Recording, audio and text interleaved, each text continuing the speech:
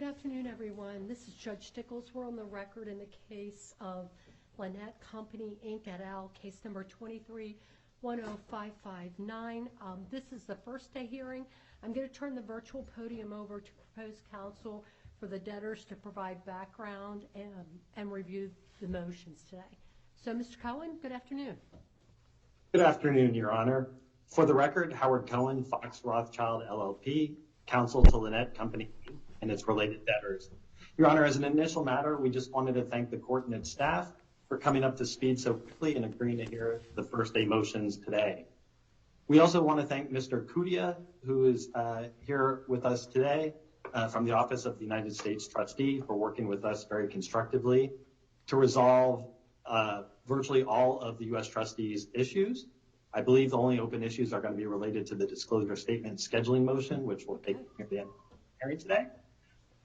And we have filed all those resolutions on the docket, and they are noted on the amended agenda just filed at docket number 51. The only item that didn't make it on the agenda was we did file a revised proposed order with respect to the disclosure statement motion, scheduling motion just then. Okay, thank you. I had that, Mr. Cohen. Thank you. And great, thank you for the enlarged chart as well. Appreciate that. Of course. Thank you, Your Honor. By way of very brief introduction, Your Honor, in virtual courtroom today is our first day declarant, Thomas Crew.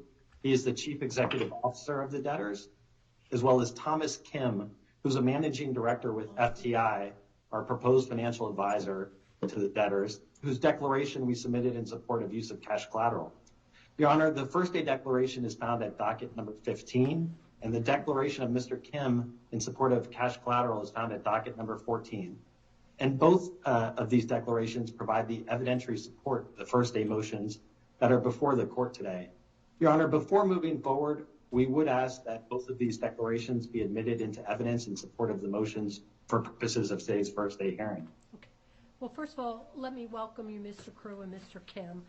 Does anyone object to the admission into evidence of the declaration of Timothy Crew at docket number 15 in support of the Chapter 11 petitions in the first day motions? I hear none. That declaration is admitted. Does anyone object to the admission into evidence of the declaration of Thomas Kim at docket number 14 in support of the cash collateral motion? I hear none. That declaration is admitted. Does anyone intend to cross-examine either declarant regarding the content of their declaration this afternoon? Okay, hearing none, both the Kim and the Crew declaration are admitted without contradiction. Thank you, gentlemen. Thank you, Your Honor. With me today in the virtual courtroom is my co-counsel from Kirkland and Ellis, as well as various other professionals who've been working very hard to get us to where we are today. Your Honor, with the court's permission, I'm going to cede the virtual podium to Nicole Greenblatt from Kirkland and Ellis, who's going to provide the background to these Chapter 11 cases before we turn to the actual agenda items. Just so the court is aware, I believe we will be taking some of the agenda items out of order just for ease of presentation. And I am going to, with the court's permission, share my screen. We have a PowerPoint presentation that we'd like to use for the first day hearing today. Okay, thank you, Mr. Cohen. Could you pause with me just a moment while I get my screen so I'm going to be able to see what you're showing? My system just shut down for a minute.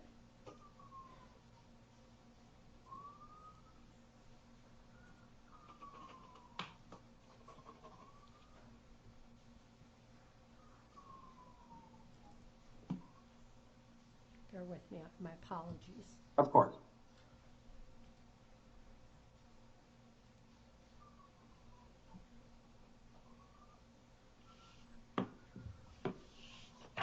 Having a little bit of a technical issue.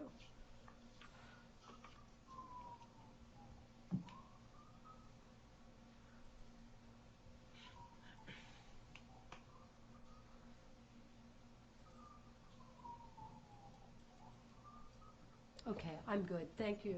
I appreciate your patience. Can Your Honor see the PowerPoint presentation? Yes, I can. Thank you.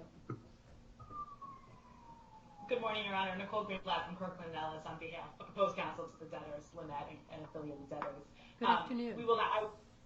Thank you so much to the court for accommodating us today. We do appreciate it, and I wanted to echo the sentiments of Mr. Cohn to Mr. Kudia and his team at the U.S. Trustee's Office for working so closely with us over the past couple of days. We really do appreciate it. Obviously, time is of the essence for the company. And many thanks also to Mr. Cohn and his team at Fox Rothschild, who have been very helpful in getting us prepared for today. Your Honor, we don't need to start the presentation. I just want to make some very preliminary comments. We are happy to be in front of you today with what we expect to be a straightforward and short run through Chapter 11. But I do know that when you pre-pack a case and put all the end game documents on the court's docket very early in the case, sometimes it is helpful to provide a little context both to the court and the parties in interest as to what the financial restructuring is that we're proposing here today. I appreciate that. Thank you. Sure. Put simply and summarily, Your Honor, we are implementing a balance sheet restructuring that is designed to preserve a valuable company with a healthy core of good products, really to ensure that it will have the financial wherewithal to invest in the product development necessary for its long-term success. The problem here, Your Honor, is also fairly simple. Of course, we're in a troubled industry, but the company is over-levered, and it's taken numerous steps to streamline operations and implement cost savings initiatives to adapt to an evolving industry dynamic, but it simply has too much debt for its current product lines, which is inhibiting the company's ability to execute on the necessary shift in its strategic shift in its business plan and to launch promising insulin products. The solution reflected in the proposed prepackaged plan was developed over the past several months as a result of active collaboration with Lannett's secured lenders and their advisors, who are also in the court today and will be introduced shortly. Indeed, the plan calls for a near full equitization of around $570 million of senior secured debt, comprised of $350 million in first lien notes and $220 million of second lien term loan debt. Your Honor, I highlight the unique level of consensus and cooperation among first lien and second lien holders here, who will be receiving vastly different ranges of recovery. It is telling and reflects the indisputable reality of the value proposition underlying the plan. The secured lenders are exchanging their $570 million of senior secured debt for what is effectively 97% and 3% splits of equity, valued at a midpoint of around $283 million, resulting in projected recoveries of approximately 91% to the first lien and 5% to the second liens, respectively.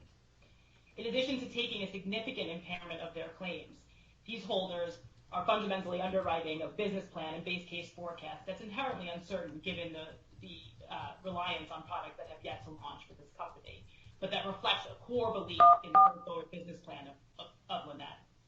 And so to preserve that existing value in the core business and maximize their recovery, these consenting lenders have also been very thoughtful and deliberate in working with us and the advisor groups about where to allocate value among lower priority stakeholders. Notably, with the support of the lenders, the company was able to hold back interest payments in April, totaling about $15 to $16 million, in order to preserve cash for this process. And so you'll see we're here with no need for a dip, and we will be using cash collateral on a consensual basis.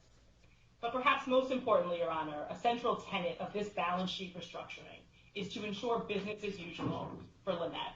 And what this means is that the vast majority of stakeholders here, all of our trade partners, suppliers, customers, and employees of Lannett are better off today than they were yesterday, because Lannett will be a better partner today than it was yesterday.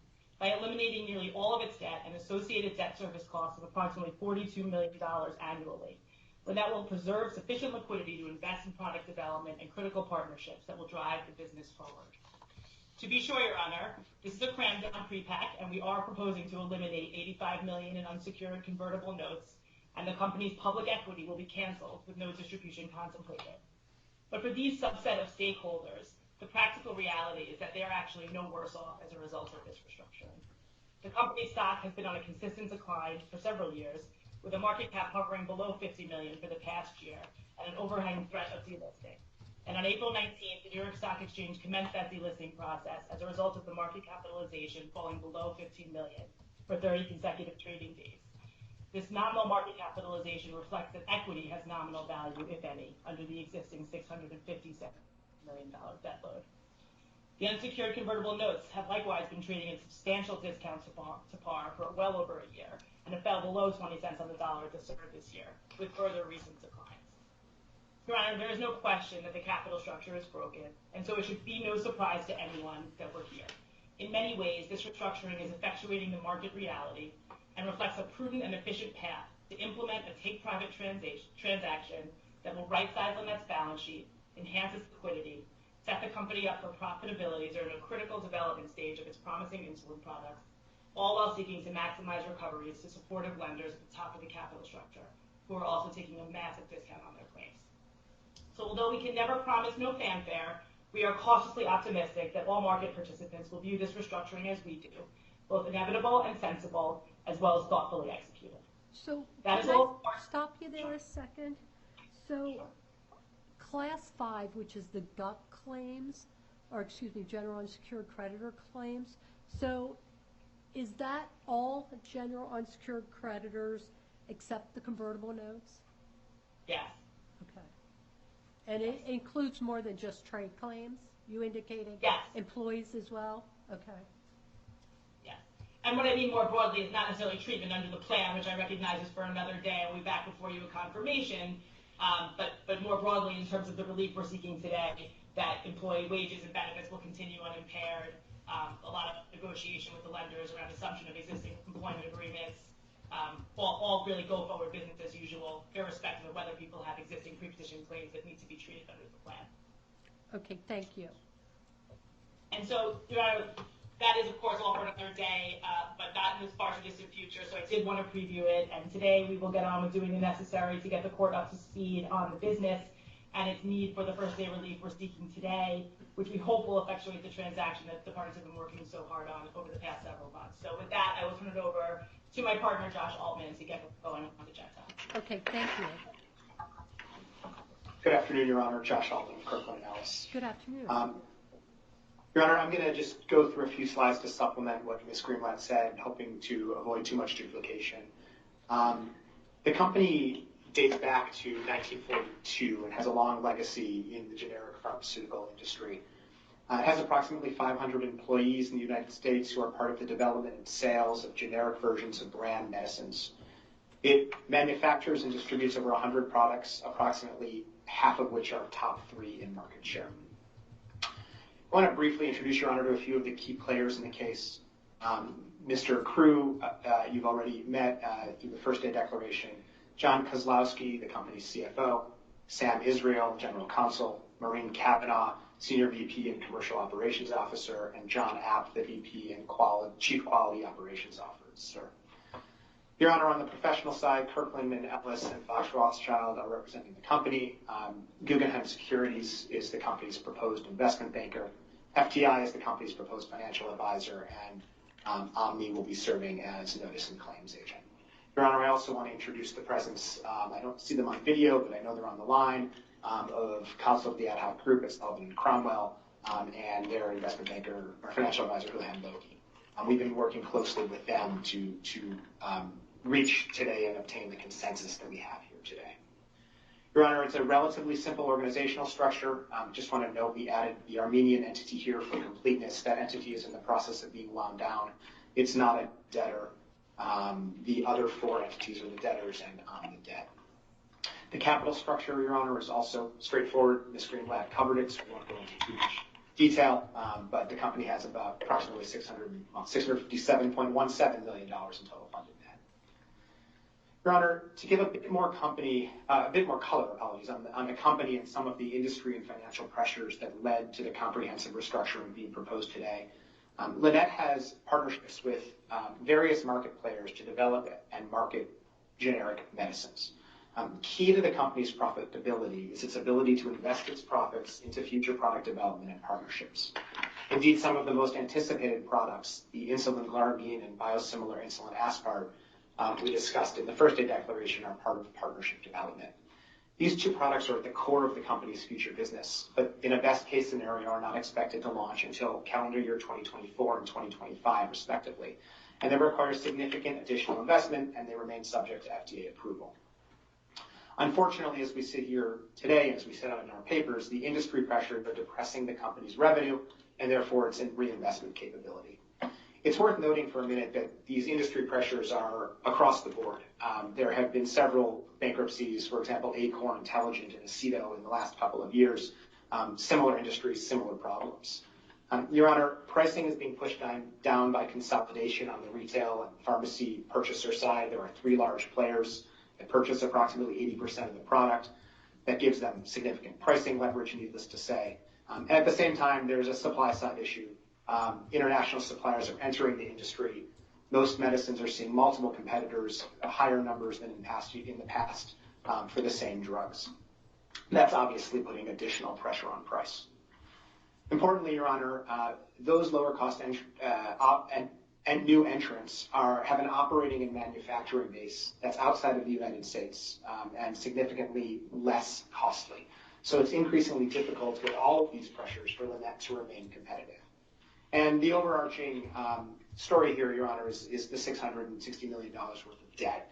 That debt compounds the problem. It came from a prior U.S.-based acquisition that at the time was the right decision, but the market moved quickly towards the issue, or towards the new international entrants in the years following that acquisition. And that shift, the products that generated the revenue that was sufficient to cover the debt load at the time, those products faced those same pressures, became not as profitable, and eventually leading to where we are now. To be sure, the company has implemented many operational restructurings and cost-saving initiatives over the last 5 years. We described those in the disclosure statement, and Mr. Cruz described them in his first day declaration. Those have had a positive impact on the company, streamlining operations, lowering overhead. But as we sit here today, that debt load and associated debt is simply too big for the current company to handle while doing the reinvestment and investing it needs to do for future success. That strategic shift towards a revised business plan focused the company on more specialized technologies and lower cost product development and manufacturing. That's been the focus over the last several years and became the focus of the negotiations with the lenders over the debtor's restructuring plan, most intensely over the past few months. Following the company's efforts to develop an updated business plan and engage with the ad hoc group advisors, the actual holders became restricted on March 1st and engaged in extensive diligence and negotiation that culminated with execution of the RSA just a few nights ago on April 30th. At a high level, the RSA reflected agreement among the key economic stakeholders that Ms. Greenblatt described. There is a significant business here that can sustain itself, and we just needed a true balance sheet restructuring. By eliminating the $600 million of funded debt and the associated over $40 million of interest and emerging as a private company, the company expects to meet its obligations into the future. To implement this, the parties agreed to the restructuring support agreement, and it's worth reiterating, so I will reiterate what Your Honor asked about and Ms. Greenblatt said. Trade claims, unsecured claims, aside from the convertible note claims, will be paid in full in the ordinary course of business during this case and through the plan. If you're an ordinary course creditor, trade vendor, supplier, logistics provider, etc., there is an all-trade motion that we'll hear today. We expect your claims to continue to be paid in the ordinary course of business. And we expect to emerge from bankruptcy in about 7 weeks with $600 million less of debt. As Ms. Greenblatt mentioned, the lenders have agreed to share in the equity and take back debt with 97% of each being allocated to the first lien lenders. Really quickly, Your Honor, plan treatment just is implementing the structure we've talked about. I just wanted to reiterate here that convertible note holders, equity holders, and holders of 510B claims should expect to have their claims canceled and extinguished through the plan. They've been deemed to reject the plan. The plan and disclosure statement, Your Honor, were filed at docket numbers 16 and 17, respectively. With respect to the pre-petition solicitation process, we launched solicitation on May 2nd.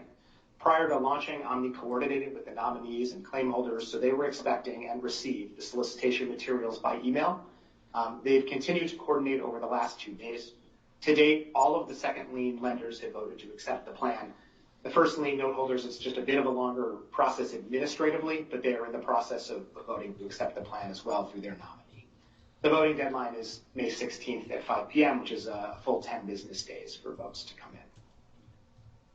Your Honor, that being said, I want to turn to the proposed case timeline. We think this case can be completed within 45 days without impairing parties' rights to notice and be heard. The schedule we're laying out here is what we're proposing, and I'll come back to it in just a moment when we get to the schedule in motion. Your Honor, we filed customary pleadings. We gave notice to parties yesterday of this hearing, and we expect to go through this today, as Mr. Combs said, in a slightly different order than is on the agenda. Unless Your Honor has any questions about anything that I shared, I'm happy to turn to the agenda now. We can go to the joint administration motion. You can turn to the agenda. Thank you. Thank you. So the joint administration motion was filed at docket number 3. I don't believe the order has been entered, so it's obviously a procedural motion for administrative efficiency in large company filings. We're asking to administer the cases under the Lannett Company, Inc. case number 23-10559. Unless Your Honor has any questions, I ask that you enter that order. I do not have any questions. Does anyone wish to be heard on the joint administration motion? Okay, I hear no one. I've reviewed the motion and the proposed order. The relief sought is ministerial in nature and appropriate. I will enter the order with one modification, and I would ask that all the orders, to the extent they refer to exclusive jurisdiction in the last provision, to strike the word exclusive. We will do so, Your Honor. Okay, thank you. And with that modification, I'll enter the order. And Great. let me just say, before we move forward, if you could file all the revised orders under certification of counsel with a clean and black line and a representation that the United States trustee has signed off, we'll enter them after the hearing. Great. We will do that promptly after the hearing. Thank you. Of course. Your Honor, I'll turn next to the scheduling motion filed at docket number 18. It sounds like Your Honor did receive the revised form of order that was filed at docket number 52 just prior to the hearing. Your Honor, as we've discussed, the debtors commenced solicitation on the plan prior to filing these Chapter 11 cases. We already have all of the votes of the second lien holders. We're expecting the votes of the first lien holders. In light of this, Your Honor, we think the schedule we're seeking to approve today is appropriate.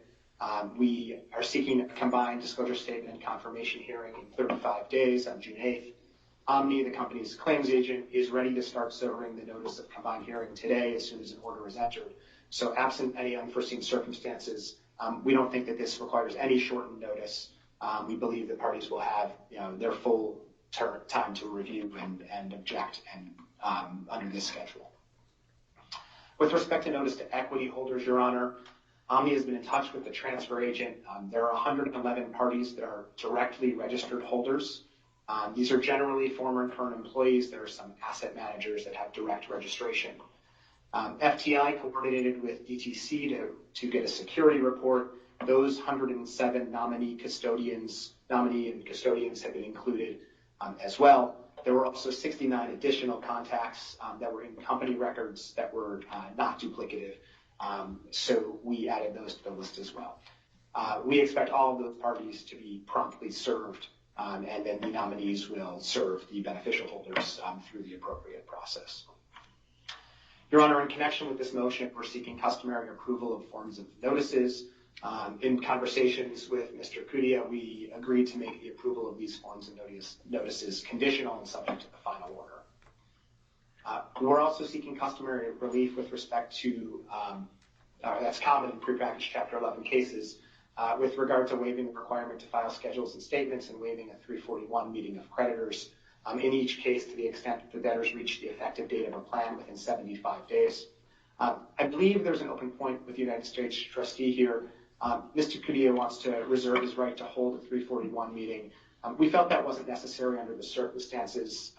It's not consistent with normal prepacks, and it's probably just not a good use of the state resources to have such a meeting. So we would ask that the court enter the order as it's proposed with respect to that point. That's consistent with CareStream and any other cases. I will note that there's one open, larger issue, which is respect to the lack of an opt-out option for creditors who affirmatively vote to accept the plan. That's a plan confirmation issue. I don't want to get too deeply into it right now. But in short, we view it as a contract issue. If a party has the choice to vote, they know what they're voting on. If they're voting to accept the release is part of that.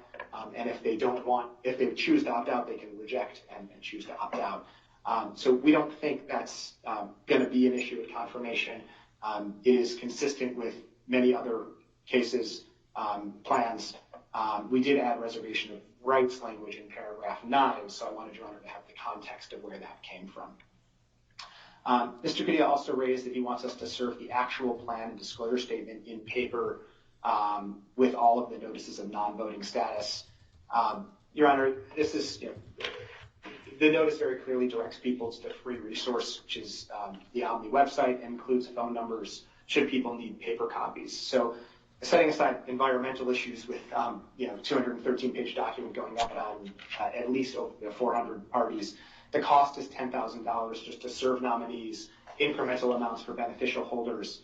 We just didn't think it's appropriate given the widespread accessibility of the internet and ability to go to the Omni website and access these documents for free, and for those who don't have internet, for them to be able to call Omni and have paper documents mailed to them.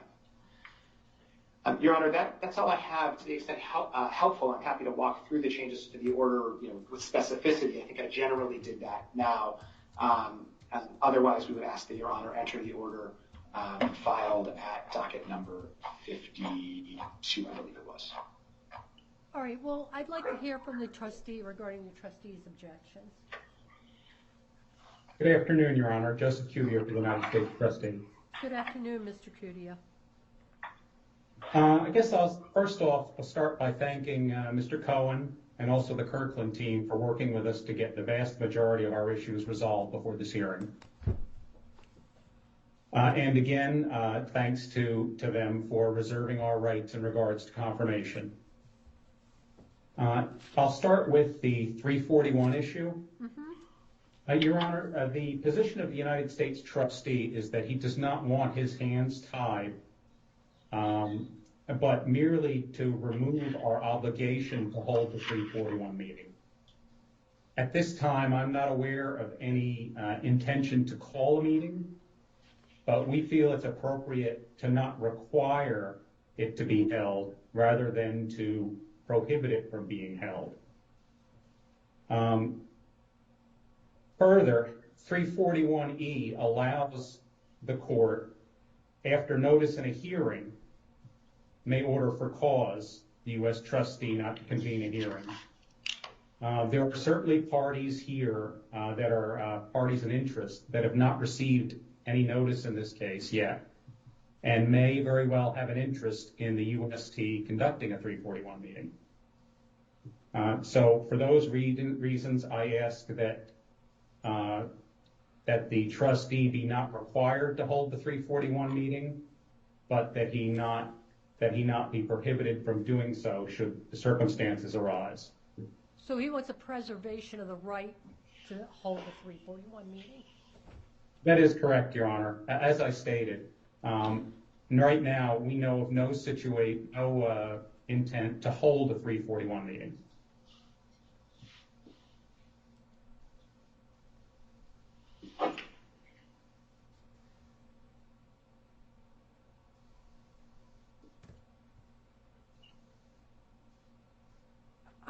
I'm gonna sustain the trustee's objection. I'm gonna preserve the right for the trustee, U.S. trustee, to hold a 341 meeting. But I would think that before doing so, the U.S. trustee would consult with the debtors.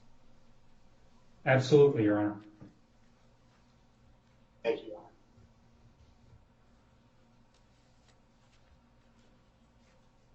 Honor. All right. The only other issues we had here was as far as all voting parties should be given the opportunity to opt out of the releases. Now, again, I understand and appreciate the reservation of rights from the debtors as to all our rights being reserved for confirmation.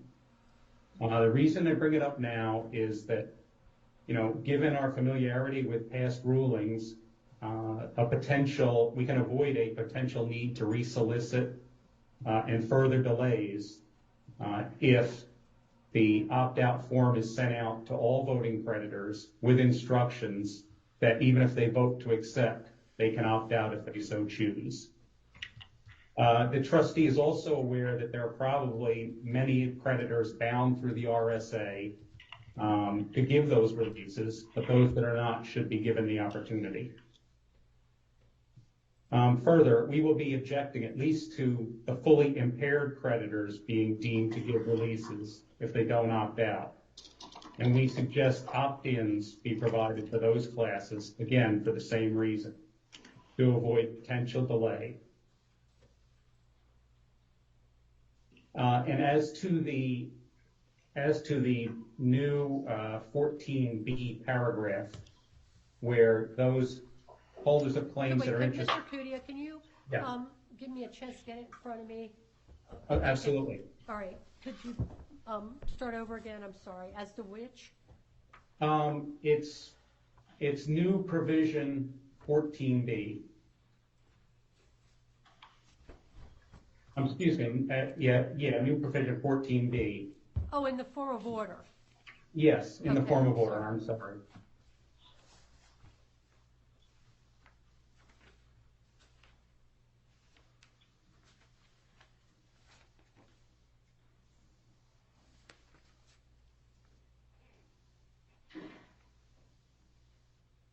Okay. Go ahead, Mr. Cudia.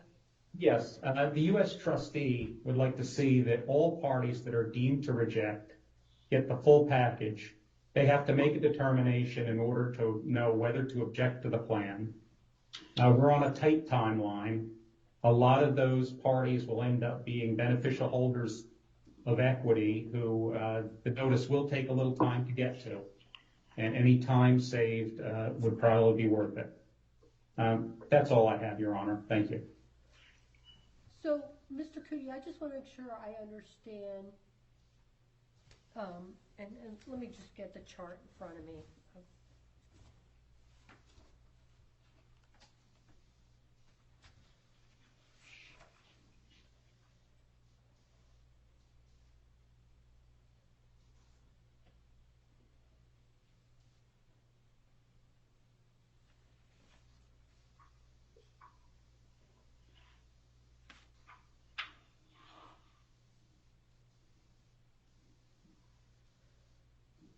So it'd be your position, if I understand correctly, that Class 6, the convertible note claims, which are impaired and deemed to reject, and 510B claims, Class 9, and Class 10 existing interests would all get a copy of the plan and disclosure? Yes, Your Honor.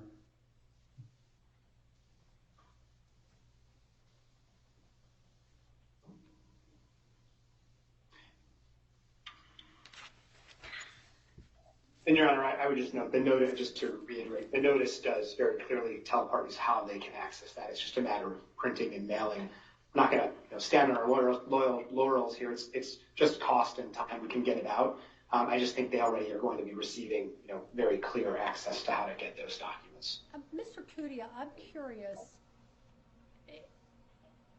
In my sitting here thinking about other cases, is this a new ask out of the U.S. Trustee's Office? Because I think in other cases, impaired deemed to reject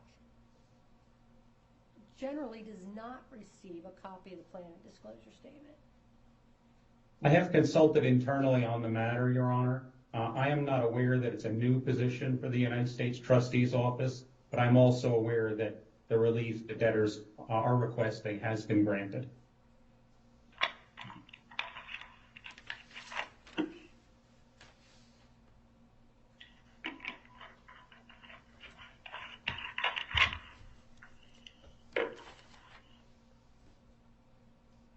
So let me ask the debtors this. What are we talking about in terms of classes 9, 10, and 11 for service? Yes, so it is, it's $10,000 to over, I think it's $390 parties that just gets us to the nominees. And then the nominees will ask Omni to print and serve to beneficial holders as well. We don't know the numbers of that yet. Those will come in shortly. So your 10,000 is kind of your base start. And then after that, it depends on the number of equity holders and beneficial holders under each of these, the convertible notes and the equity. And let me ask you this. With respect to Class 6 anyway, has Class 6 received notice? Have you been in communication with the trustee? We've been in communication with the trustee. We were waiting for an order to serve notice. We did not serve the notice prior to filing. Okay.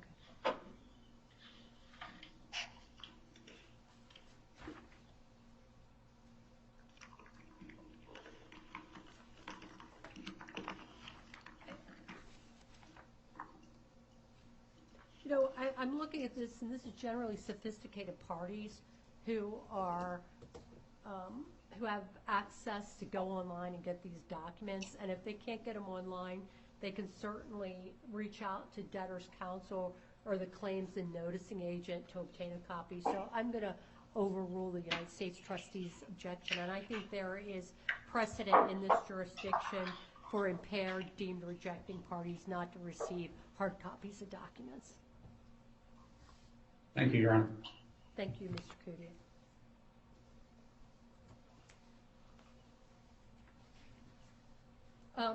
I think, Mr. Kudia, you also raised the issue with respect to the opt-out. And, yeah.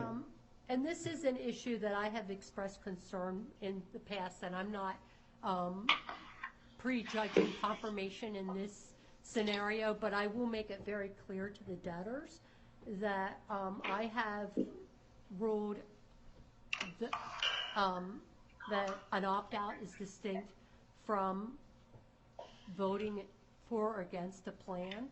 So I just put that out there so you're aware of that. I'm not prejudging.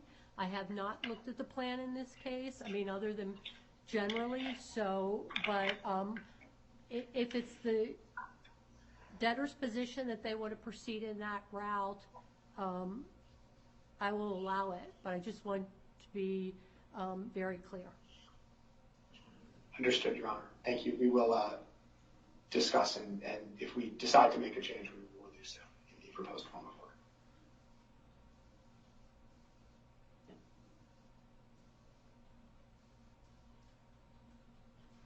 Your Honor, I believe that's all we had. If Your Honor has no other questions. And I may reserve a minute to go think about that, because I'm very concerned about, what we approve at this stage and how it impacts a case going forward. And so I don't know if you all want to take a break and we can revisit that particular issue a little later in the hearing. We certainly can discuss on our side. I will note that this is a relatively small group of parties, because the voting classes, 100% of the second liens are RSA parties and committed 80% of the first lien. So we're talking about a sliver here, but we can regroup on that and come back to Your Honor. Okay. All right. So were those the only issues that the U.S. trustee had, Mr. Kudia? That's it, Your Honor. Through the hard work of Mr. Cohen and the Kirkland team, we got everything else resolved. Okay, so let me ask this. Is there anyone else who wishes to be heard with respect to the scheduling motion? Okay, I hear no one. I do have some comments with respect to the scheduling motion.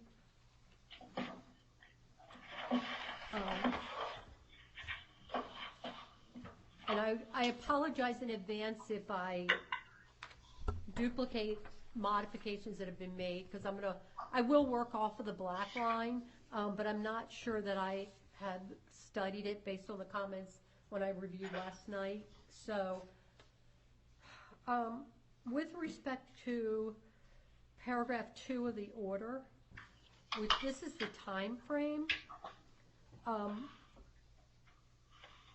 I can schedule a combined hearing on the 8th at 2:30. I'm kind of tight on time that day, but I can give you that time. But I would, Thank you, Your Honor. I would ask that your confirmation brief be due on the 5th, June 5, because your agenda is due June 6th at noon. We will certainly do that, Your Honor. Okay. And I understand, obviously, that this is a pre-pack and you've represented that you already have certain of your votes, but I think you should be filing a tabulation report. And We intend to do. Okay. I just didn't know what your timing was with respect to a tabulation report.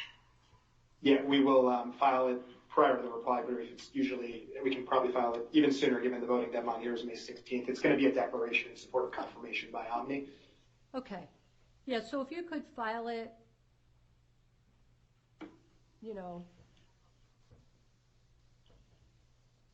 pick a date as long as it's before the agenda, but put a hard date in there. I would appreciate it. Yeah, we'll file it at the same time as we file our reply brief. Okay. So paragraph 3 would need to be modified, and paragraph 6, I'm looking, I see the trustees' comments, and Mr. Cudia, I do appreciate your comments. They're very helpful, and I also appreciate the parties working together in advance. With respect to paragraph 8, this too is in the vein, you do it at your own peril. I just want to note, this references filing the initial plan supplement, and your deadline is certainly in compliance with the local rule.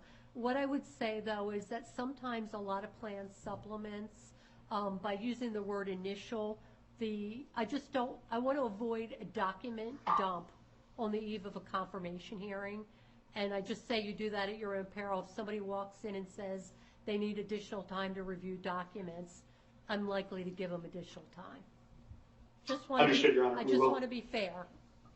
Yeah, we will endeavor to do the document dump, as it were, on May 25th. Okay, thank you.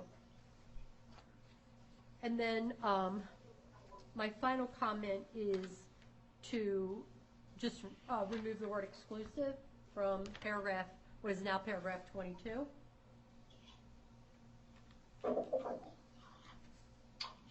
We will make those changes, Your Honor. Make sure that Mr. Cudia has seen the revised form of order before we file it under COC. Okay, and then the conforming timing changes have to be done to the remainder of the document.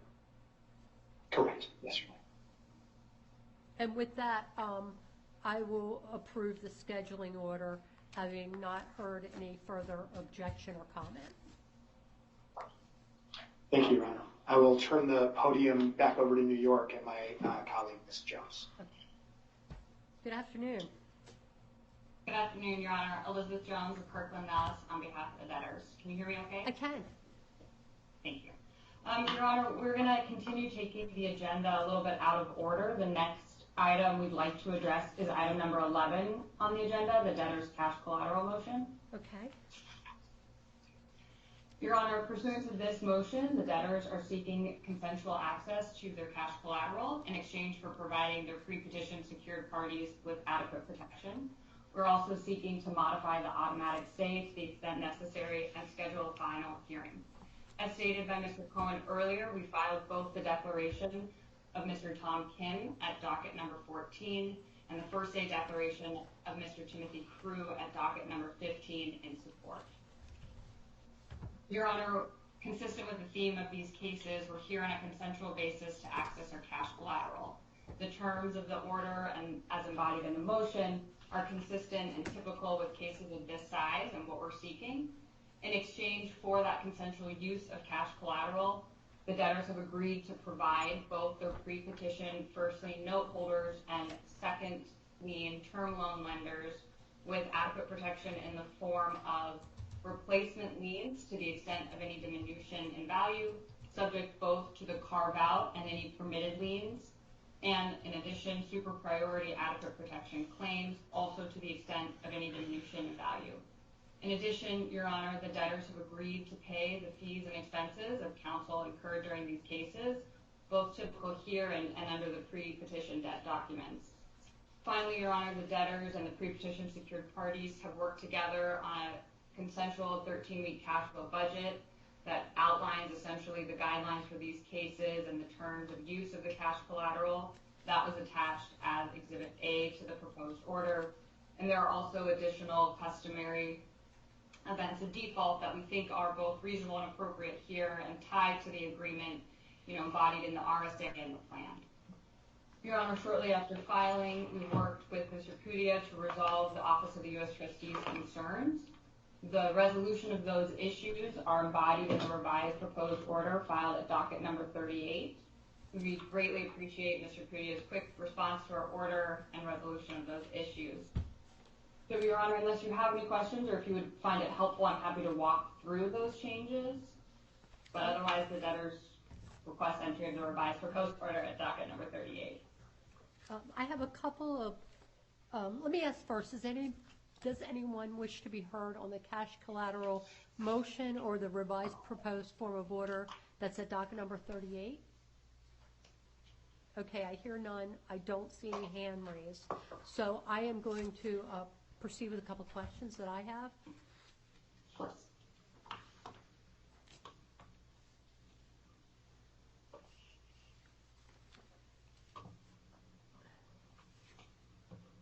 So at page 2, and this is just a general comment, but the order here is obviously based on the evidentiary hearing today. And paragraph K on page 18 indicates that the terms of the interim order were negotiated in good faith at arm's length between the debtors and the pre-petition secured parties. I'm at a little loss and ask if you can point me to the declaration that addresses this point, or can you supplement the record today with a proffer that addresses the good faith arm length negotiation? I've seen the word extensive negotiation, but I haven't seen this specific reference. Yes, Your Honor, I point back to the declaration of Mr. Crew where he talks through not only, I can pull up the declaration paragraph, the negotiations with respect to cash collateral, but with respect to the RSA and the entire plan embodied there. If you look, both the RSA and term sheet reference and discuss the consensual use of cash collateral. So the good faith and arm's length negotiations were both embodied in the entire global agreement and arrangement here, as well as then as we finalize the terms of the deals embodied in the order. But if you give me a second, I can grab the declaration and point you to a specific paragraph. I think you're talking about paragraph 45, because I was looking for it myself.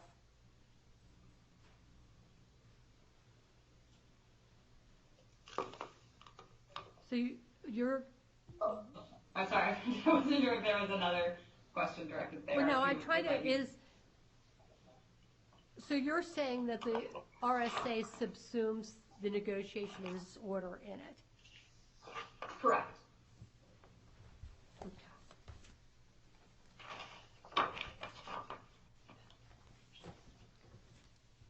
Bear with me. And Your Honor, Pardon? No problem at all. If it is also as well helpful, we're happy to add a proffer to the record if you feel as though that's necessary.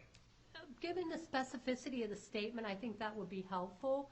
Let me ask, would it be a proffer, Mr. Crew? Yes. Does anyone object to a proffer, Mr. Crew? Supplemental? Okay, thank you. No, that would be very helpful. Okay, thank you. Your Honor, if it's okay with you, I will turn it over to my colleague, Mr. Marks, to ask for the proffer on the record. That would be fine, thank you.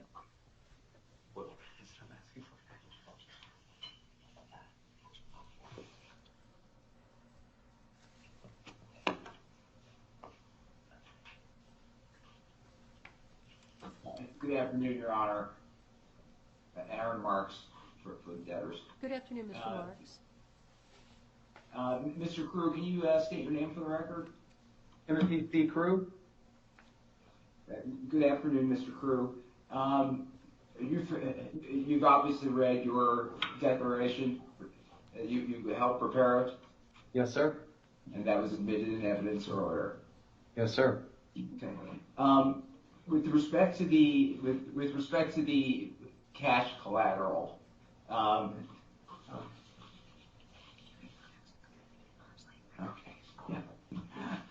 with respect to the cash collateral, can you confirm for the court whether it was negotiated at arm's length and in good faith? It was. Thank you. Unless there are other questions for Mr. Crew, that's our problem. No, thank you very much, and thank you, Mr. Crow. Thank you, Your Honor. With respect to the cash collateral order, at paragraph 8, page 36, it relates to termination. And it says, subject to the remedies notice period as defined herein, and paragraph 6. Should this also be in paragraph 9, the remedies after the termination date?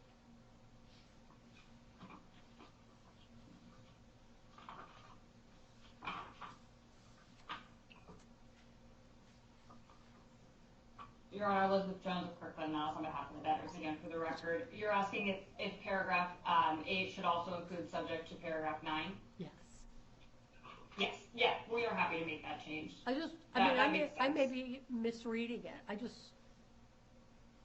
No, I think that's consistent with the intent of the parties, and we're happy to make that clarifying change. And the other thing that I would add is after that reference to paragraphs 6 and 9, to also insert comma and unless otherwise ordered by the court. Understood. No problems there, Your Honor.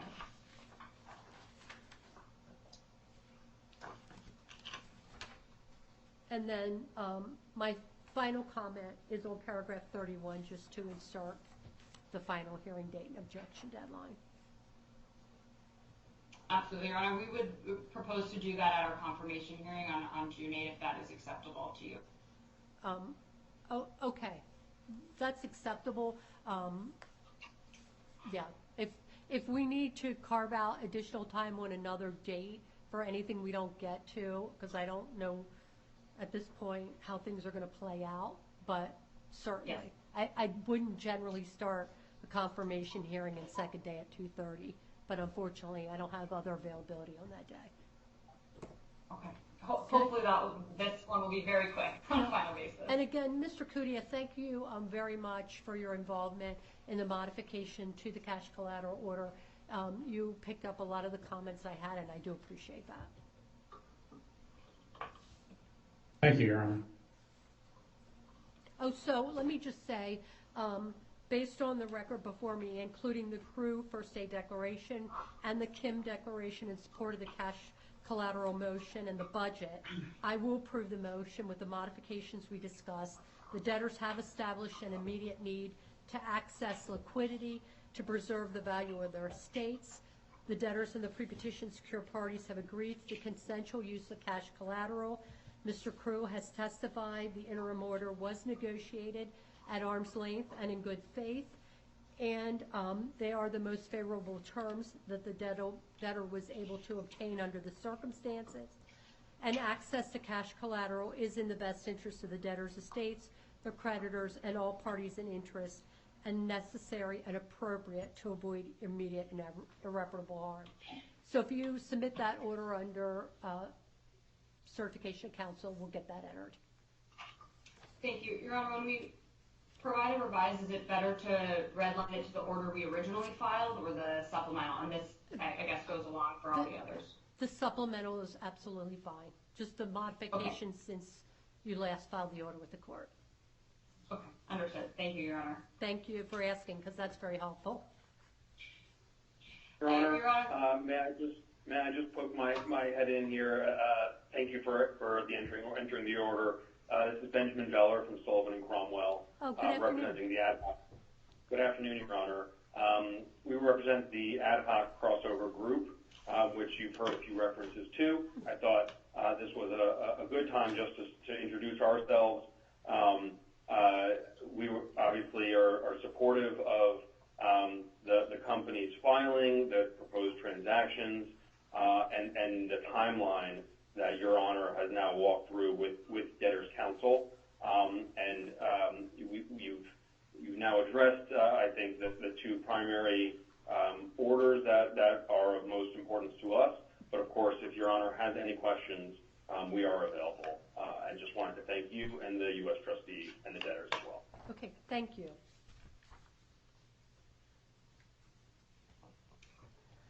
Your Honor, again, for the record, Elizabeth Jones of Kirkland & Ellis on behalf of the debtors. The next item that we would like to turn to is number 9 on the amended agenda, which is the debtors' creditor matrix motion. Your Honor, pursuant to this motion, the debtors are seeking entry of an interim order authorizing the debtors to file a consolidated list of creditors, a consolidated top 30 list, to redact certain personally identifiable information, and also to waive the requirement to file a list of individual equity holders. Your Honor, with respect to all the relief requested herein, we are in agreement with Mr. Cudia except for one point, which is the request to redact names under the GDPR. For that issue, Your Honor, as demonstrated in the revised proposed order, it was filed just shortly before the hearing at docket number 49. We have agreed, for an avoidance of doubt, to make it clear that there's no agreement with respect to an objection or allowing the redaction of names, but merely to reserve that issue for the final hearing, and then to operate under the bridge order in Local Rule 9006-2 until such hearing takes place. We think that will be beneficial to all parties to have the full notice period opportunity for the U.S. trustee to state their position and for the debtors to reply. So we would greatly appreciate Mr. Cudia working that out with us, and we think it's a great compromise so that everybody's rights are reserved and clearly stated on the record. But other than that, Your Honor, unless you have any specific questions, we respectfully request entry of the order at docket number 49. I'm just curious, how many parties or entities fall under the GDPR? Do you have any idea?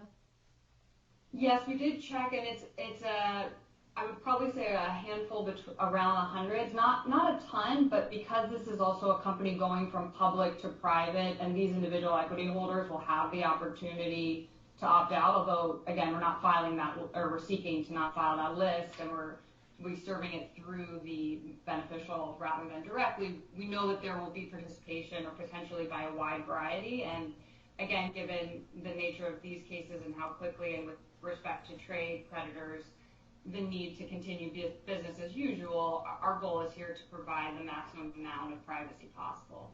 I was just curious. Does anyone wish to be heard with respect to the matrix motion? Okay, I hear no one.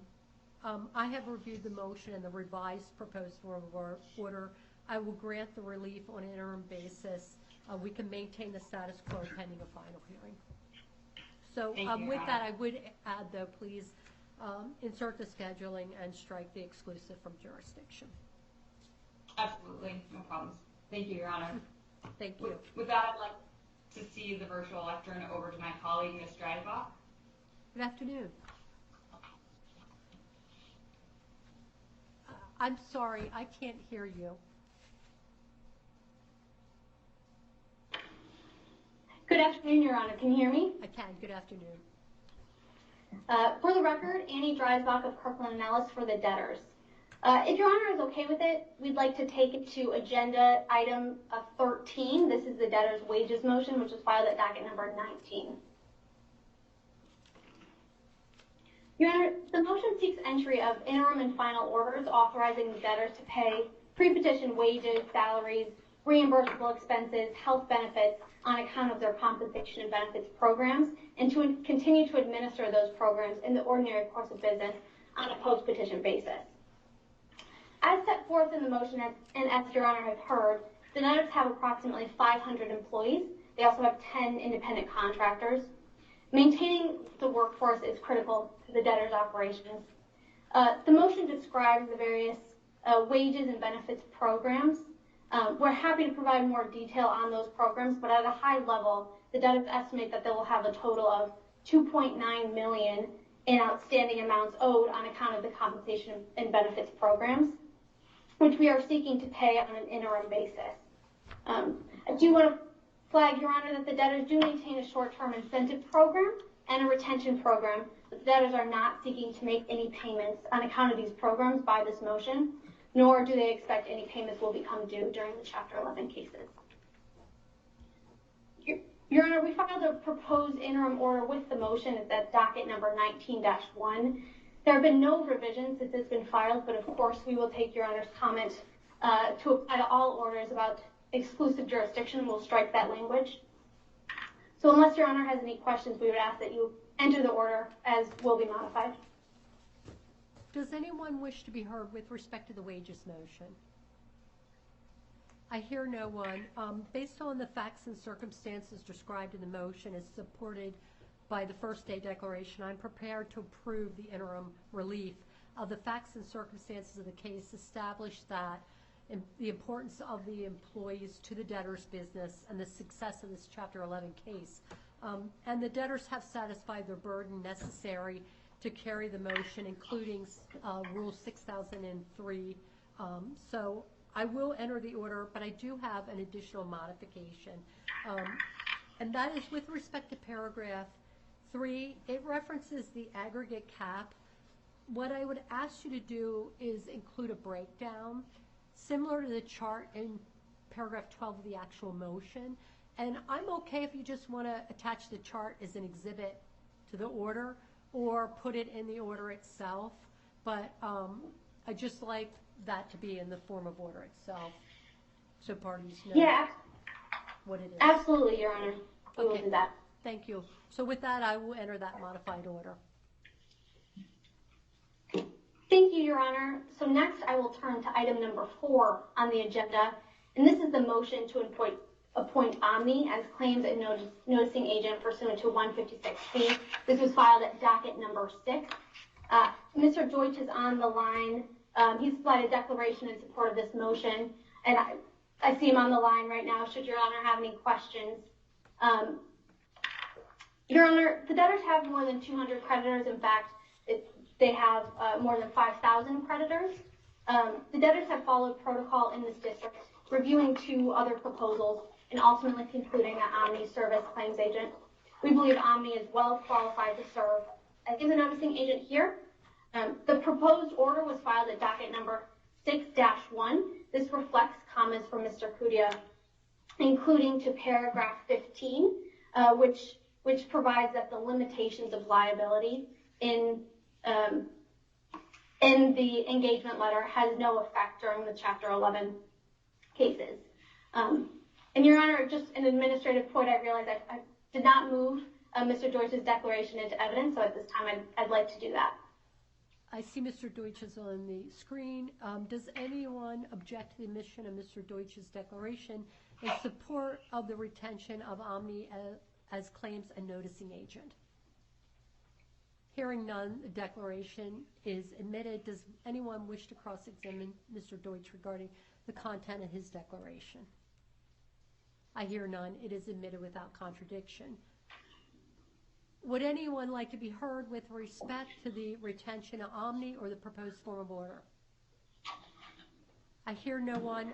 I have reviewed the application, declaration, and proposed order. The relief is customary, and the debtors have more than 200 creditors, so a claims agent is required under the local rules. Further, the debtors have complied with the claims agent protocol, having reviewed and considered engagement proposals from 3 court-approved claims agents. Also, I'll note for the record that the declaration does contain a disclosure that Omni has no agreement with any third-party vendor to provide claims register data. So I will enter the order granting the application with the modifications already referenced. Thank you. And thank you, Mr. Thank you, Deutsch. Your Honor.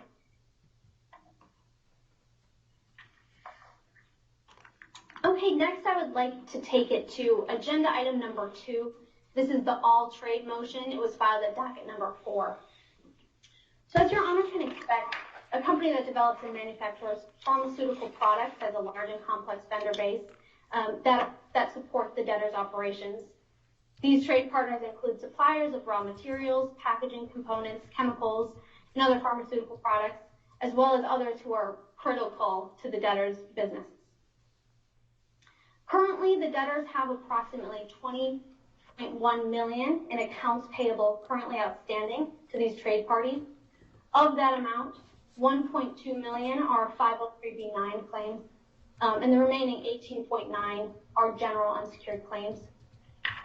Approximately $7.5 million of that $20 million amount we estimate will become due knowing in the next 35 days, and that is reflected in the interim cap, in the interim order. As Your Honor has already heard, the plan contemplates the payment of general unsecured claims in full. So the relief here is really with respect to timing and not amount. The proposed order filed at docket number 4-1, as I mentioned, reflects this interim cap of $7.5 million of pre-petition amounts payable. Mr. Cudia has reviewed and provided comments that are reflected in this proposed order. Among other things, in paragraph 6, Mr. Cudia requested that we add a specific notice to the trade creditors to the extent they fail to comply with customary trade terms and the debtors are seeking recovery of the pre-petition amounts paid to such trade creditors. And we were happy to take that edit. Unless Your Honor... Excuse me, I'm sorry. That was paragraph 6? Paragraph 6. And this was the actual order filed with the court, correct? That is correct, yes. So the order that was filed with the motion reflects this comment.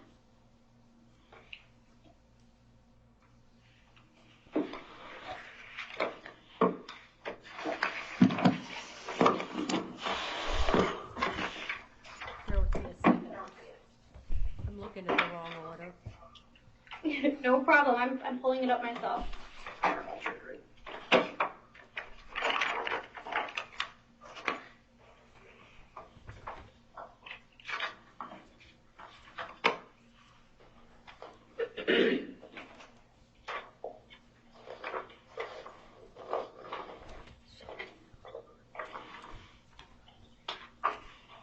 There's a lot of tabs in this binder.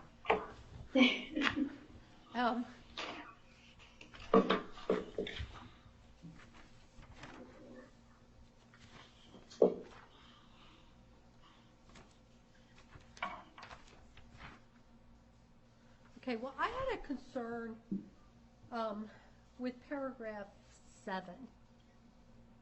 I was concerned about the impact of this order on third parties, and I have no problem authorizing the debtors to agree or authorizing the debtor to enter into agreement that waives, but I think that should be done by agreement between the parties, not in this court order. So if you fashion this provision differently or stated differently, that it authorizes you to take this action with another party, I have no problem with the relief sought. Does that make sense? Understood, Your Honor. Yes, we can make that edit to paragraph 7 and submit in the revised order. Okay, and that's my only comment on that order, other than the items we've already discussed. Okay, great. We will make those changes. Your Honor. Yes, sir. Jeff Garfinkel for McKesson. Yes. May I be heard? Yes, my apologies. Anyone who wishes to be heard on this motion may be heard. Yeah. Jeff Garfinkel for McKesson. McKesson is one of the debtor's largest customers. We also are one of the larger creditors. I just have one, and we're always trying to improve these forms from Kirkland Ellis. One observation about the creditor motion, it also addresses the customer motion, which is going to be coming up shortly.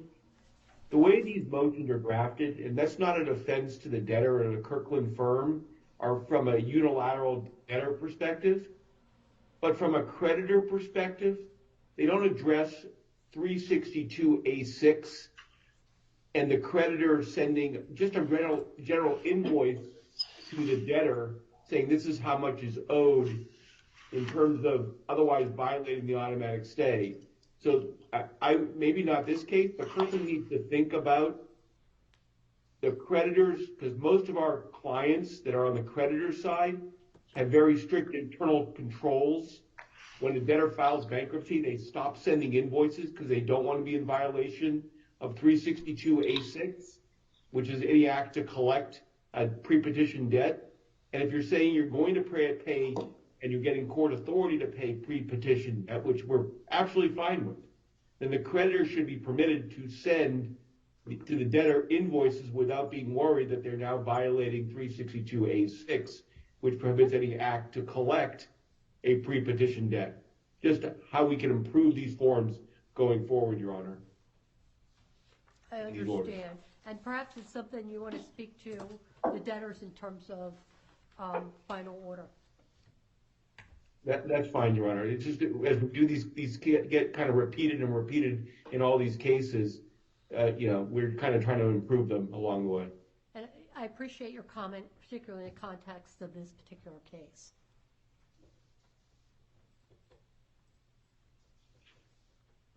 Mr. Garfinkel, I'm happy to work with you after the hearing.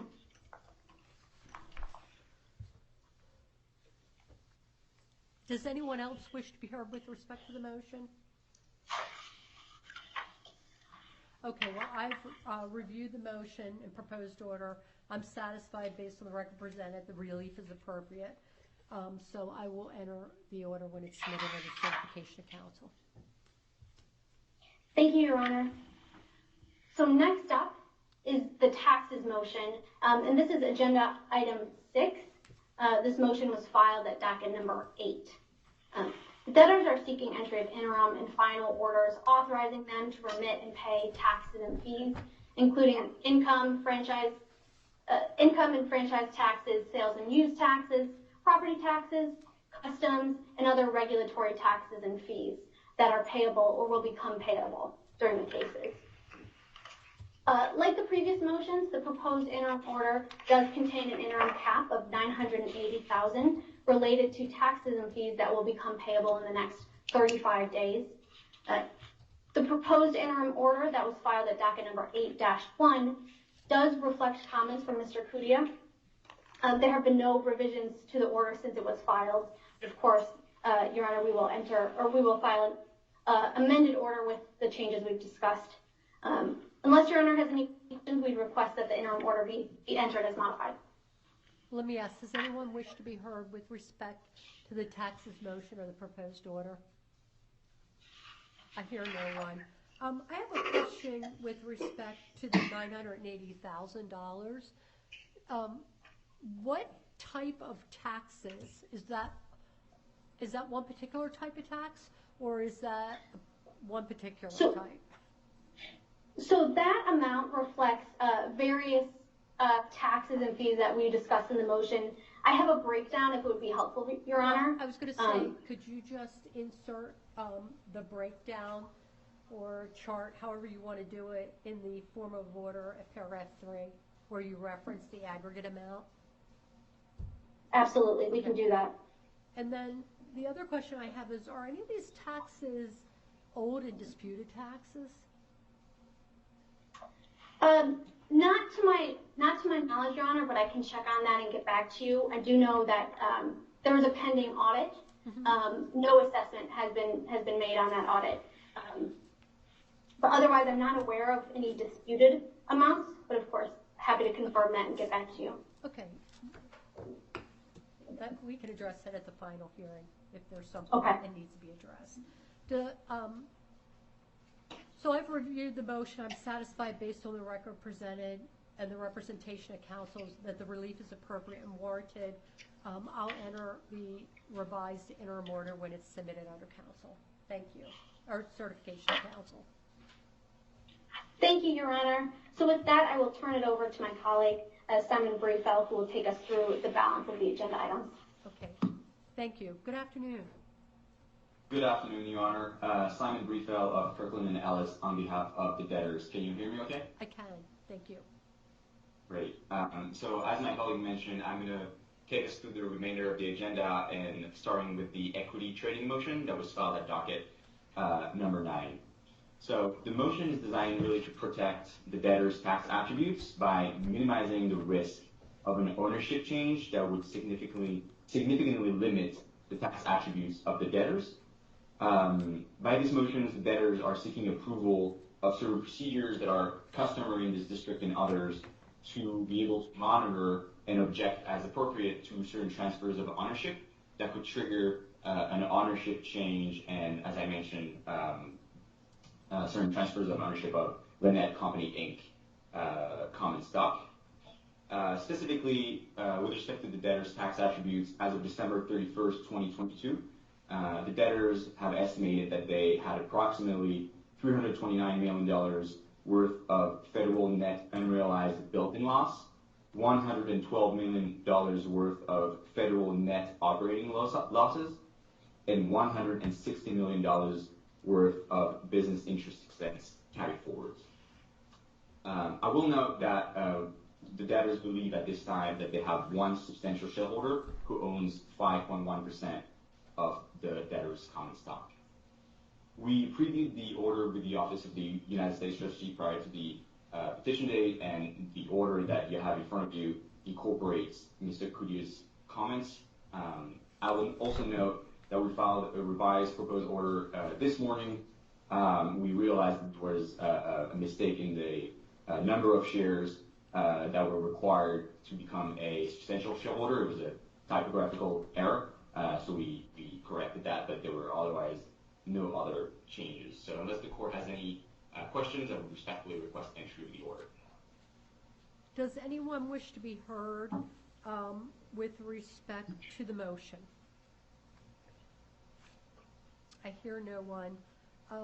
First, let me thank the debtors for including the detail that you included in the motion. It was most helpful. With respect to the proposed form of order, I have reviewed the motion, and I'm satisfied, based on the record presented and the representation of counsel here today, that this relief is appropriate. I'm also satisfied that the debtors have demonstrated that the relief is necessary to avoid an immediate and irreparable harm. So I will enter the form of order, the revised form of order, with the additional insertion of the hearing date and striking the word exclusive. Of course, we will do that. Thank you, Your Honor. Thank you. So the next item on the agenda is the debtor's cash management motion that was filed at docket number 12. By this motion, the debtors are seeking entry of interim and final orders for the authority to continue operating their cash management system in the ordinary course of business and maintain their existing bank accounts, to honor certain pre-petition and post-petition expenses related to that cash management system, and maintain their existing business forms and continue their intercompany transactions. As we described in our papers, we think that the debtors operate a relatively straightforward cash management system, which is centralized around a master operating account and otherwise 5 different other bank accounts, all maintained at Wells Fargo. Wells Fargo is in compliance. Wells Fargo is an authorized depository with the United States Trustee in this region, and as a result, we believe that we are in compliance with the U.S. Trustee's guideline. To the extent we're not, we've sought a relief to extend the deadline to comply with these guidelines, but we do believe that we are in compliance with that. I don't believe that Mr. Kudia at this point is taking a different position. We previewed the order with Mr. Kudia, and the proposed revised order incorporates his comments. I can walk you through the comments if appropriate. I'll note that we included an interim cap on the debtor to non-debtor transactions during the interim period, which is now set at $15,000, and that refers to any transaction that may happen between the debtors and that Armenian entity if for some reason we will need to fund further costs for the wind down of that entity. Unless the court has any further questions. And you've stricken the Stagecoach suite, is that correct? Yeah, that's correct. We had a conversation with Mr. Kudia's office this morning, and I understand that Mr. Kudia had some concerns around that program, and so we've agreed to take that out during the pendency of these cases.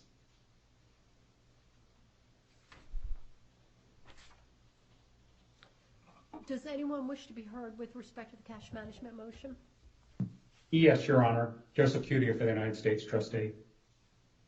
Yes, my client has asked us to read into the record a statement in regards to 345 relief.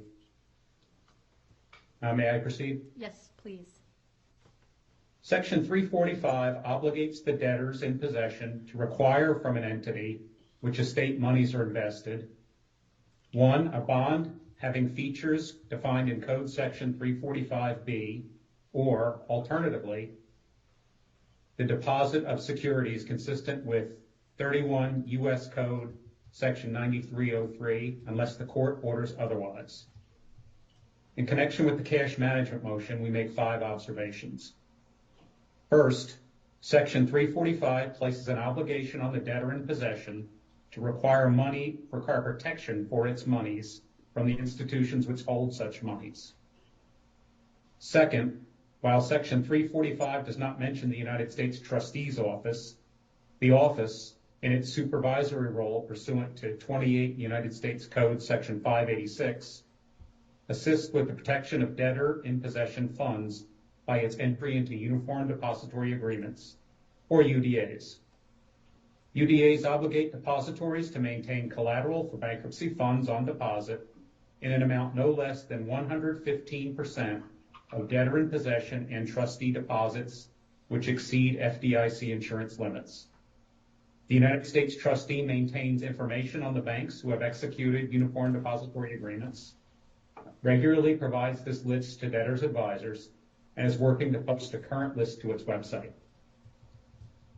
Third, in order for a debtor in possession to comply with Section 345, where a UDA bank is involved, the debtor in possession must first identify and disclose all of its depository accounts where monies are held, and second, contact those banks to ensure that the relevant accounts are designated as debtor in possession accounts. If the debtor in possession does not identify all of its accounts and take steps to ensure that its accounts are properly designated, then the bank will not treat such accounts as debtor in possession accounts. Fourth, the monthly operating report filed with the court requires that bank statements and bank reconciliations for the reporting period be attached. Periodic reporting assists the United States Trustee's Office with ensuring that the operation of the debtor's cash management system is consistent with this court's authorization, and as well, deposits remain in authorized depositories where estate funds are appropriately collateralized or maintained in accordance with Section 345. Fifth, recent bank failures highlight the importance of the debtor in possession's compliance with Section 345 for the benefit of its stakeholders. The United States Trustee seeks specific language in any interim cash management order that identifies concrete steps and a definite time frame to achieve compliance with Section 345. The United States Trustee encourages the debtors to act promptly to ensure full compliance with Section 345 and reserves the right to be heard on cash management motion at the final hearing. Thank you, Your Honor. Thank you, Mr. Cudia. Does anyone else wish to be heard with respect to the cash management motion or the revised proposed form of order? I hear none. I have reviewed this motion, and I've reviewed the proposed form of order. I am satisfied, based on the record presented and the representations made on the record, that the relief is appropriate and warranted to minimize disruptions in the debtor's business as it enters into Chapter 11. Again, I appreciate the comments and modifications to the proposed order provided by the United States Trustee, so I will enter the interim order with the modifications we've discussed. Thank you, Your Honor. Proceeding with the rest of the agenda, up next is the Customers Programs motion that was filed at docket number 12. The Customer Programs motion seeks authority to maintain and administer the debtor's customer programs in the ordinary course of business and continue to honor pre-petition obligations related thereto. As we explained in our papers, and I'm going to be brief, the customer programs include rebates, chargebacks, shelf stock adjustments, and price protections. failure to supply adjustments, and other customary incentives and accommodations. Generally, these incentives are issued in the form of cash or credit, although I will mention that in this case, most of the customer program's obligations are issued in the form of credits that do not entail the disbursement of cash. Specifically, since the motion is seeking interim and final relief, I'll mention that we are seeking on an interim basis authority to satisfy $54 million worth of customer programs obligations, of which $46.6 million are in the form of credits, and the remainder $7.4 million are to be paid in cash. It is paramount for the debtors and their business that the debtors be able to continue their customers' programs in their ordinary course of business. These programs are an important part of the business and are commonly offered in the industry, and specifically by the debtors' competitors. And so we believe that there is a material risk and a very existing risk that should the debtors not be authorized to proceed forward today, that we may lose part of our customer base. The relief requested today is also in line with the nature and the goals of these cases. We filed these cases as prepackaged cases, which are aimed at simply implementing a purely financial restructuring, and that will aim at riding through all of the general and secured trade claims and otherwise pay them under the all trade motion that's Honor approved earlier today. I will mention as well that the RSA parties are also obviously on board with the relief requested today, and there's a line item in the budget that mentions the customer obligations. The Office of the United States Trustees also, I believe, supportive of the relief and had no objection. We filed a revised proposed order this morning at docket number 46, and I will mention this was as a result of McKesson's request that we include some comfort language around the right, as counsel mentioned earlier, to offset certain debts that they may have against obligations that the debtors may have.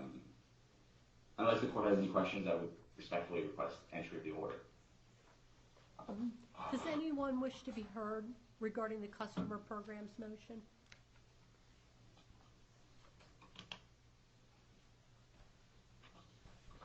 I have reviewed the motion and the revised proposed order. I'm satisfied based on the record presented. The relief is necessary. I'm also satisfied the debtors have shown the release is necessary to avoid immediate and irreparable harm. I will enter the interim order with two modifications. In addition to scheduling and removal of exclusive, in paragraph 3 of the order, it references the aggregate amount, and you have stated on the record the credit versus cash amount. Can you just insert that in paragraph 3 as well? Yeah, absolutely. We'll do that, Your Honor. And then the last line of paragraph 3, it says the debtors will promptly make a supplemental disclosure. Can you just put the debtor shall make, or the debtor shall promptly make? We'll do so. And with that modification, those modifications, I'll enter the order. Thank you. Thank you very much. Up next is the debtors' utilities motion that was filed at docket number 5. By this motion, the debtors seek entry of an order approving the debtors' adequate assurance of payment for future utility services, prohibiting utility providers from altering, refusing, or discontinuing services, and otherwise approving the debtors' proposed procedures for resolving adequate assurance requests. Your Honor, the motion is seeking pretty customary procedures to provide adequate assurance for utility providers that is commonly approved in this district. In connection with the procedures, we will deposit approximately 2 weeks worth of utility spent plus an additional 10% buffer in a segregated account to provide for the utility providers during the pendency of these cases. We shared the order with the Office of the United States Trustee, and again, I understand that Mr. Kuya is comfortable with the form of order. Does anyone wish to be heard with respect to the utilities motion? Okay, I had one comment with respect to the proposed order and utilities motion. And I'm looking at, and I'm trying to find my copy of the order.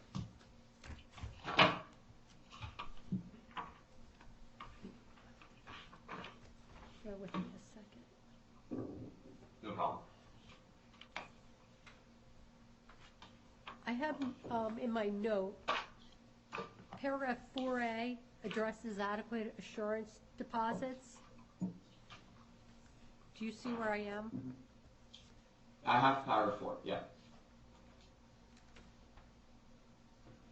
So 4A addresses adequate assurance deposit, but it doesn't state what the amount is. And 4B states that the debtors are only serving the order. So I'm concerned a utility might not know what the adequate assurance deposit is. So I just ask that you insert the amounts into 4A, or if not the amount, the 2 weeks. But make some reference so utilities who are only receiving the interim order have an idea of what's been set aside.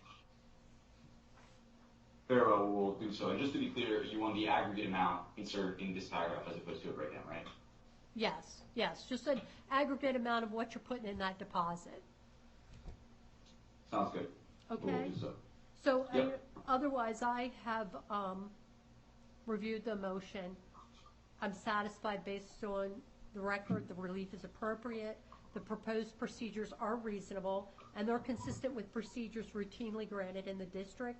I'm also satisfied the debtors have shown that immediate and irreparable harm would result if the relief isn't granted. So I will enter the order with those changes. Thank you, Your Honor. Then turning to the last item on the agenda for today is the debtor's insurance motion that was filed at docket number 7.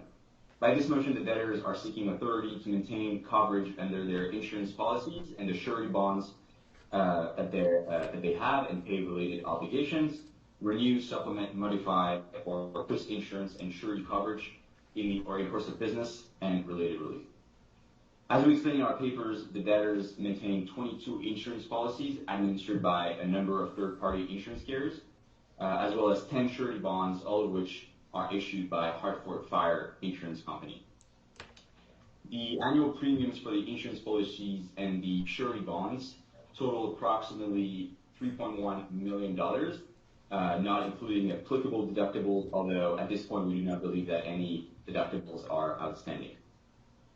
The debtors estimate that we have approximately $200,000 worth of pre-petition premiums that are outstanding or that may come due during the 35-day interim period on account of mostly workers' comp insurance premiums and the insurance premium for the policy maintained by Marine Cargo. We previewed the order with the Office of the United States Trustee, who had no further objection, and absent any questions from the Honor, I respectfully request entry of the order. Let me ask, does anyone want to be heard regarding the utilities motion? Okay, I've reviewed the motion. I'm satisfied based on the record that the relief is necessary, required by the rules and procedures, and is customary.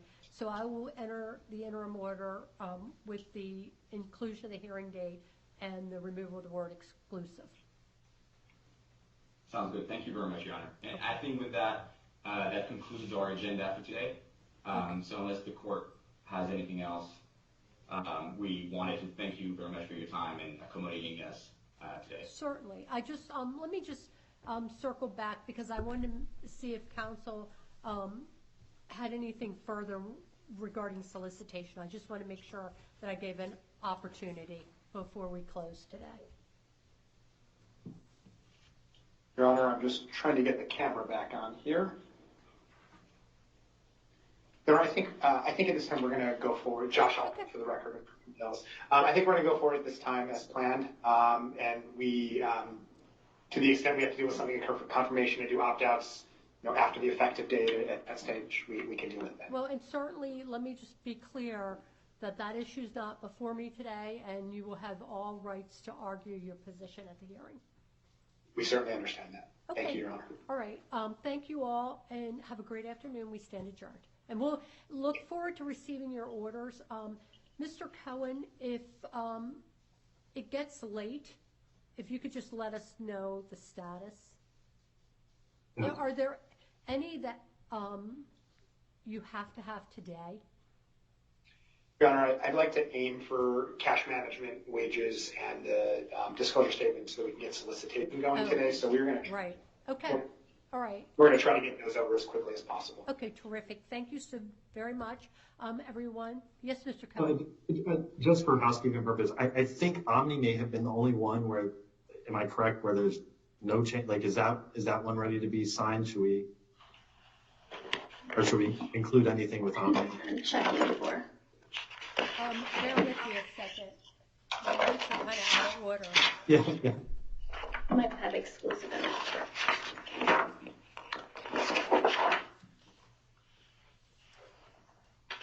I think you had to strike exclusive. Okay. All right. Then we'll fix that. Okay. And okay, we'll be on standby for your orders. Okay. Thank you. Thank you. Thank you. Thank Have you. a great day. We stand adjourned. Thank you, Your Honor.